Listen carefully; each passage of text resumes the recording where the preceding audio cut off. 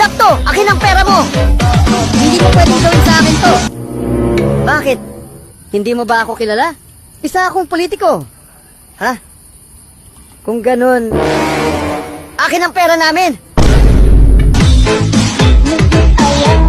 Walang kikilos ng masama, hold up to. Walang kikilos ng masama, hold up to. Walang kikilos ng masama, hold up to. Walang kikilos ng hold up, masama to.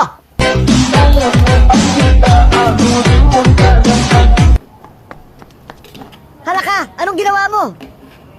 Pinaril ko. Bakit mo binaril? Mabait pa naman to na tao. Talaga? Pinahiram nga ako niya ng 1,000 eh. Wala na. Patay na yan eh. Magbabayad pa naman ako ngayon. Hala, nabuhay.